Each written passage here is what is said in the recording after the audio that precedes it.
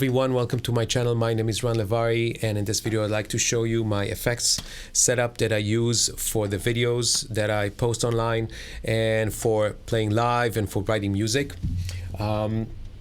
This will be a more general view of this setup, and if you are curious about anything in particular, for all you Octatrack nerds like me who want me to dig deeper into this, I'll gladly do it. Just leave a comment and ask whatever questions you have. I like to work with hardware sometimes because I find it to be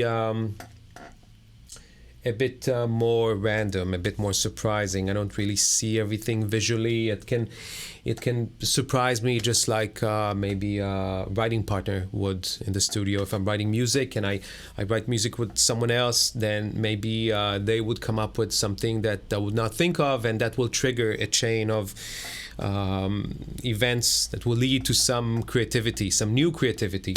And I find that these machines, the way they are set up, they sometimes provide me with a bit of that. So let's go. Okay, so this is my setup. It's very, very simple as far as the number of machines that I'm using. The hub of my setup is the Octatrack, the Electron Octatrack. This is the older version. If you look it up online, and I'll add a link in the description, you will see something that looks a bit different, but it's basically the same machine. This is a sequencer and a sampler, and it can do many things. It has 8 channels, 1, 2, 3, 4, 5, 6, 7, 8, and you can patch them together. I have the first 4 patched together. I'll explain that later. It can, through each channel, it can play audio files, or it can function as an effect unit, which is what I'm using it mainly for sound design. The audio is running into the Core Chaos pad. This is also quite an old unit. It's discontinued, if I'm not mistaken, and goes back to the Octatrack. And I'm using an Innovation MIDI controller, which is very convenient because it has 8 channels, so it goes great with the Octatrack. So 1, 2, 3, and I run audio into the Octatrack from various sources. In today's video, it will be through my from my Handsonic unit, which is a great machine that I've had for I think 16 years now. This is pretty old. The new model looks very different from this. It's thinner, and Roland for some reason has decided to cut away these strips, which are probably my favorite feature of this machine. This is not related to my setup, but it's worth just mentioning that this is the best, I think, the best MIDI controller as far as touch. Those pads are outstanding. I think they're far better than most other pads out there. So yeah, sometimes I'll run audio into the Octatrack from an electronic source or the Nord drum, which I also really like, or I'll just place some mics on my setup, which I moved for the sake of this video, and just use 1 mic or 2, 3, 4 and group everything together into my sound card, into the computer, and then send all the way back to the Octatrack. So once again, audio goes into the Octatrack, goes through various manipulations of effects, comes out, and everyone's happy. And again, this is the send unit. This is the effect send. I'm only using this at the moment because I'm playing drums or electronic percussion. I need my hands free, so I can't really have a huge rack of effects. And I chose this one many years ago because it has a touch screen. Of course, I suppose I can use a tablet for that, an iPad or something, but I kind of like having my setup made of dedicated machines. So 1, 2, 3. Now let's see how it all works. Okay, so for the purpose of this video, once again I'm using my Handsonic, and I'm using the built-in sounds just starting with sort of an 808 sample. It's not the best one, but it's pretty okay. Audio goes from here, the cable, to the sound card of the computer. It can also go direct into the Octatrack. So audio goes out, goes in to the Octatrack right here, input. Now the way I have the Octatrack set up is usually either in pairs of channels, so 1, 2 together, 3, 4, 5, 6, and 7, 8, or in this particular setup, a group of 4, and then 2 and 2. And in this setup, channels 5 and 6 are silent. I'm not using them. There's enough happening here already. The way I have my MIDI controller set up is in 2 parts. The first part is the knobs, and that's very simple. Each row corresponds to the track on the Octatrack. So this is channel number 1 on the Octatrack, channel 2, 3, 4, 5, 6, 7, and 8. The volume faders operate in a slightly different way.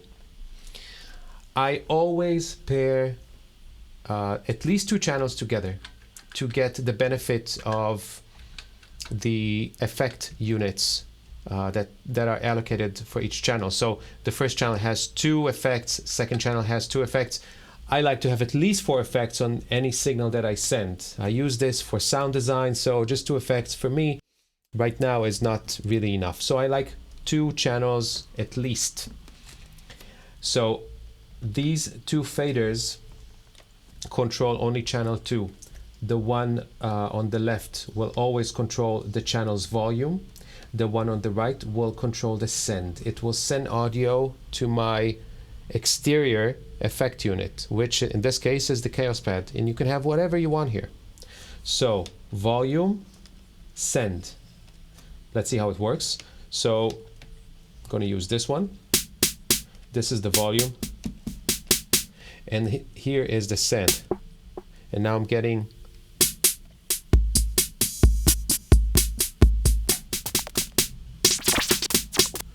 a nice delay from the chord pad.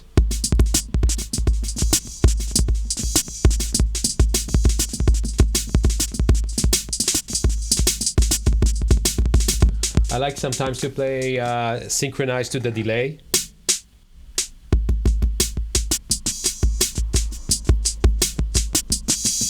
Or complete chaos.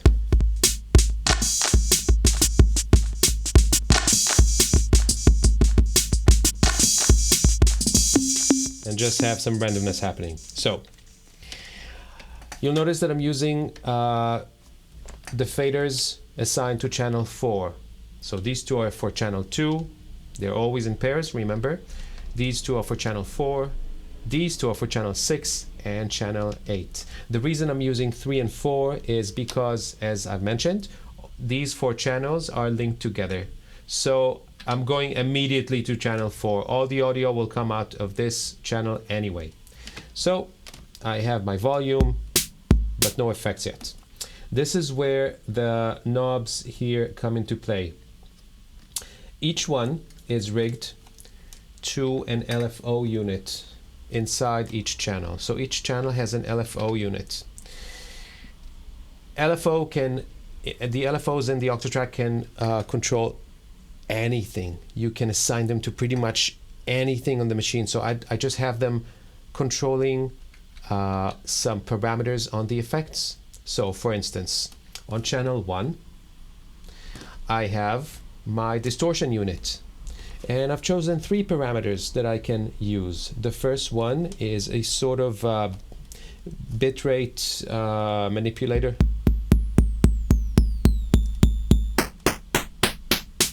It sounds a bit 80s style, early 80s electronic sound.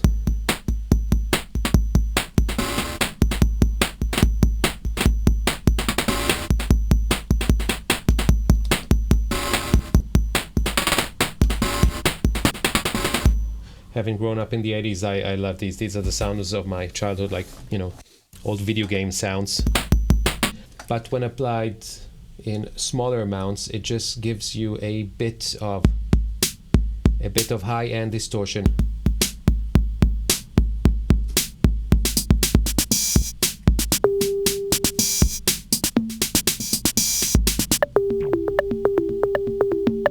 And that's nice sometimes, to accentuate some samples that are maybe a bit blurry in sound. So this is the bitrate modulator. Here, these two knobs are, in this setup, are a sort of a ring modulator.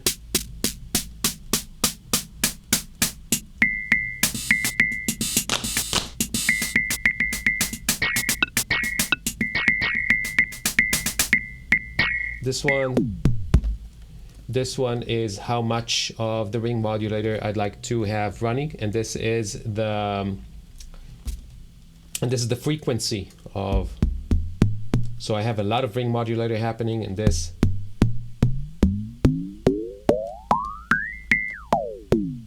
This is the frequency of the wave that's shaping the ring modulator. So if you have longer sounds, it becomes fun to play with.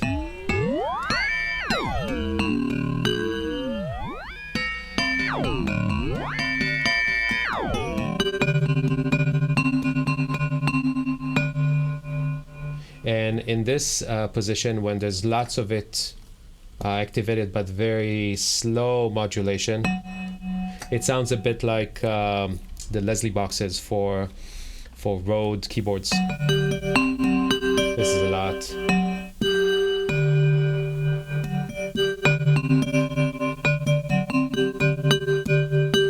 Oh, this is better.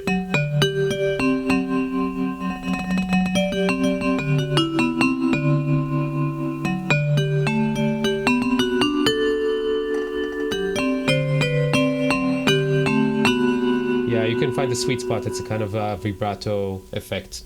So here on the second channel, we have a very simple filter. We have the resonance, and then we have the high pass and low pass. So let's go back to our 808 drum kit.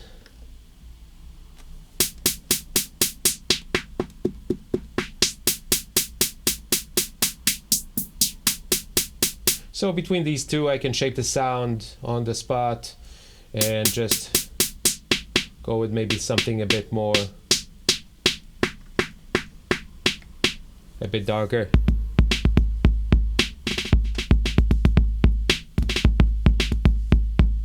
Good. Next one.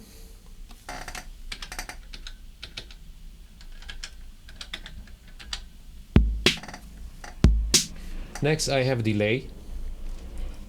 So this bottom knob will determine how much of the signal I'm sending into the delay unit. It's the interior delay of this machine.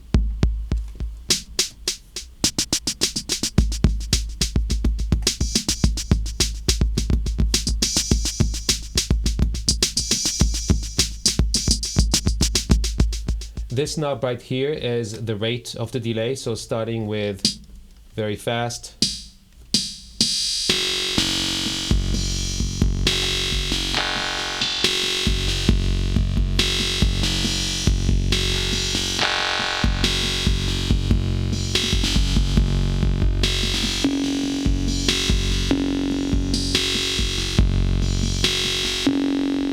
Carried away there. It's kind of nice.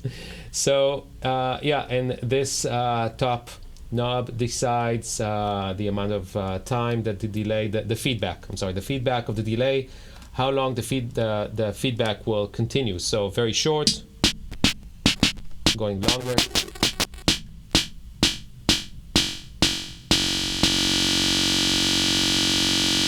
Basically to infinite.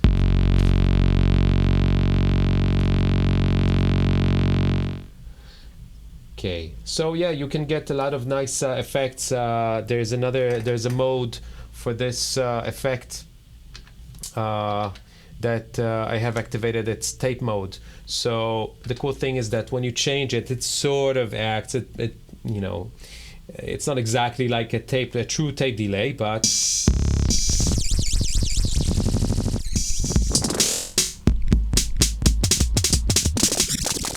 it gives you some nice sound effects to work with.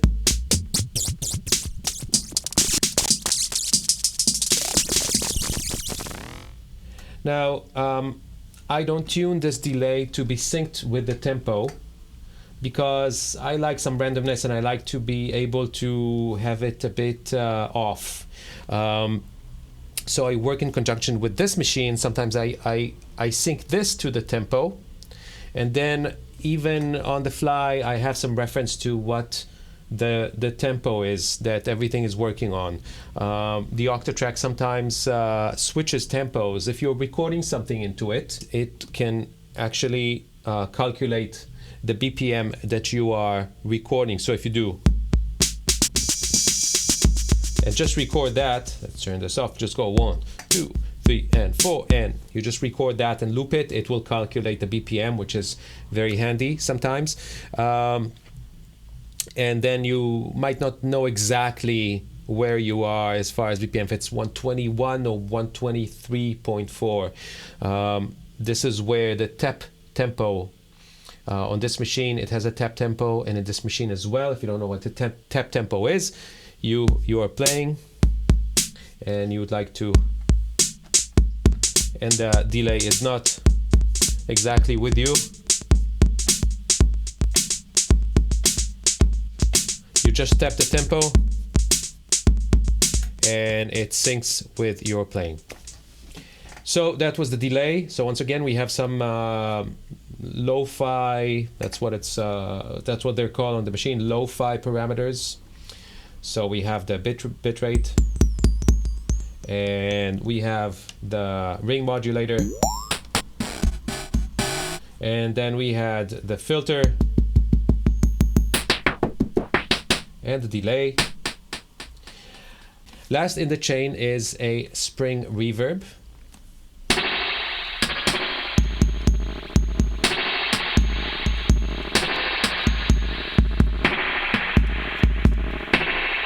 I love this reverb unit, and I'm sure some purists will roll their eyes right now and at a spring reverb module inside an Octatrack, but for what it's worth, I think it's cool. It sounds a bit more vintagey.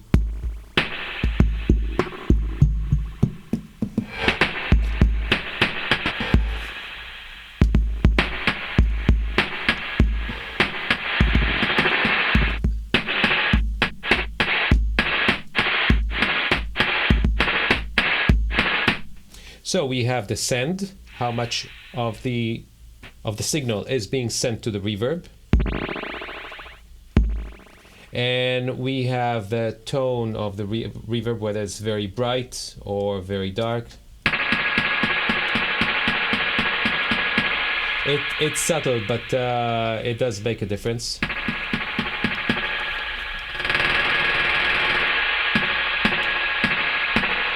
And here we have the length of the reverb, the amount of time it takes to die out. So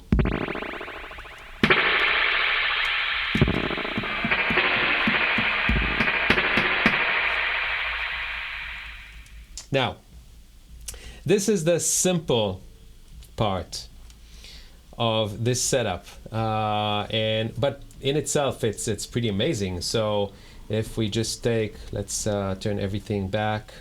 So if we just take something as boring as this, just start messing with it.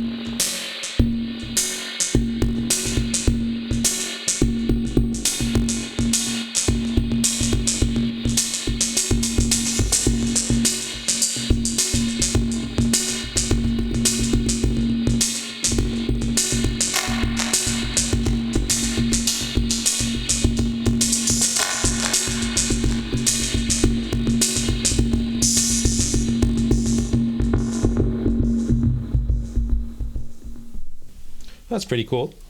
Another cool thing about this machine, by the way, is that it can automate your movement. So sometimes I'll do something like this. I'll record a movement and just have it keep playing. So if I was doing something like, let's use a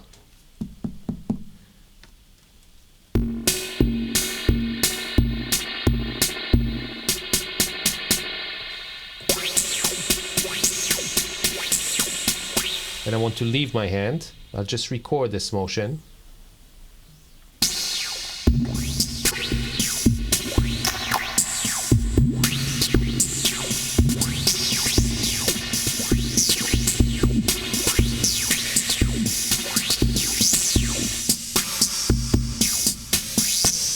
So that's another thing that is possible here. Now, the fun begins when I press play and we go to the last two channels, 7 and 8. Because what they do is record random bits of stuff that I play. And I'll raise the volume and I'll just start playing.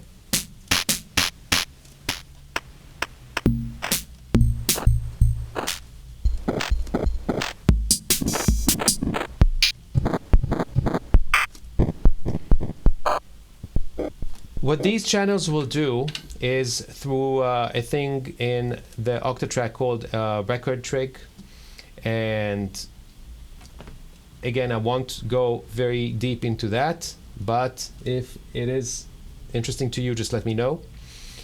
I'm sampling bits of what's being played on the sequencer and then playing them. So all this is recorded and this is played.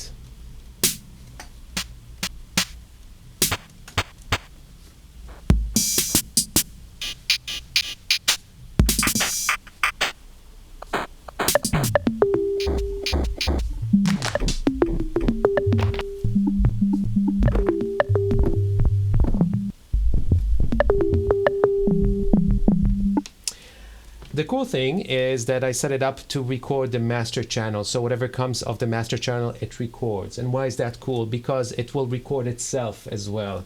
And it will always play its own sample at -12 semitones, so 1 octave lower. So if I have, let's go with something a bit more melodic, like a vibraphone. It drops an octave every time.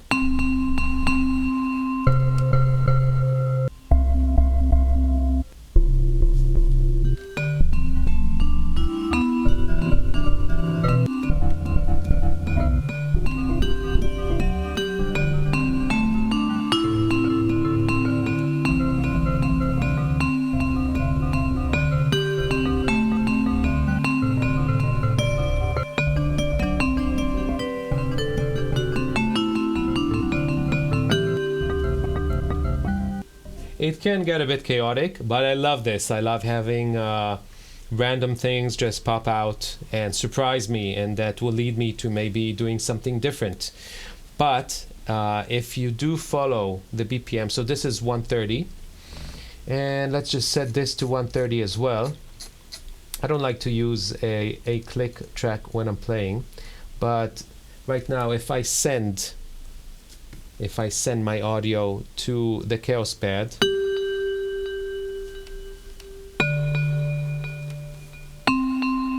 I can use the delay as a sort of a click track.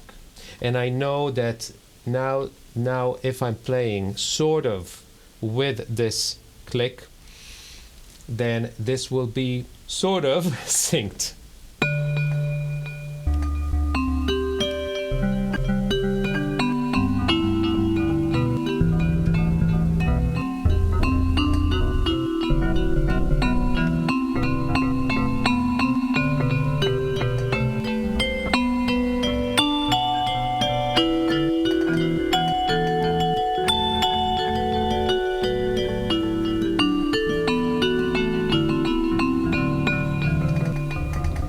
These two channels up here color these repetitions in effects as well. So here we have delay for some even more randomness.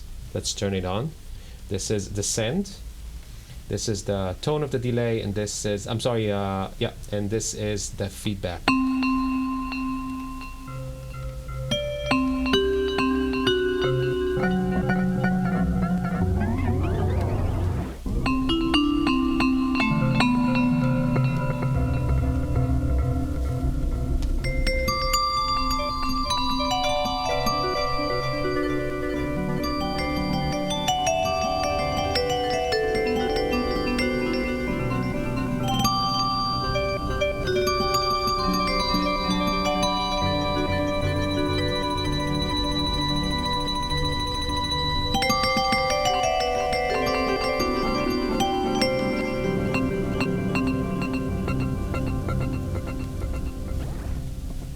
And here we have a reverb, so I can make these repetitions even more washy and just have them, if I set this lower, just as a sort of a nice pad in the background.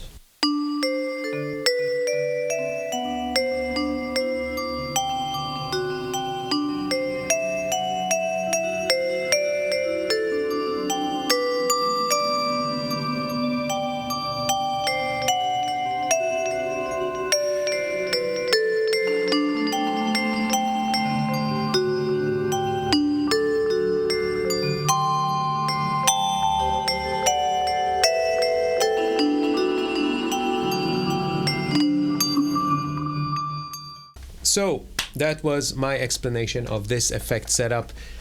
I sometimes modify it. I don't always use the same effects, and I'll sometimes have a different configuration, but this is my basic setup that I'm using most of the time. Now again, the idea is not necessarily that you do the same thing and that you purchase whatever it is that I'm using. You can pretty much achieve anything with a laptop and some software. The more important thing is the principles that this setup is running on. The first one is that I'm allowing for some repetition through automation while I'm playing, so I can concentrate on my drum playing. I have sticks in my hands. I don't really like to have one hand on the knobs with the other one playing. I do this sometimes, but I really just like to play my drums and have this or play the electronic drum, the hand sonic or the Nord drum, and just not really worry about anything, have the machine do the work for me. So a lot of it is automated. It will record itself, play back in various ways.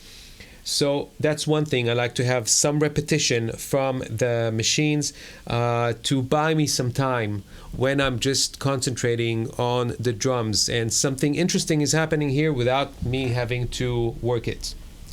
The second thing is the random factor. I made it a point to not have everything synced and aligned and in perfect order. And it's possible. It's really not a problem. But I like some chaos, and the reason I like it because it forces me to go out of my comfort zone, and I have to react to what's going on, even maybe by not reacting. That's also a choice. That's a creative choice by saying, no, I'll stick to my rhythm. I'm not changing for this. I'm not bending to the will of someone else. I mean, for me, that's also a valid choice when playing with other people. You can either go along with, or you can resist. As long as it's musical, you can create some tension. That's okay. So not everything has to be in perfect order all the time. Anyway, I hope this was interesting to you and you got something out of this. And if you have any questions, please leave them in the comments below. I'll be very happy to go into more detail with whatever it is that you're curious about. And that's it. And if you like this video, then hit the like button and subscribe, and I'll see you on the next one.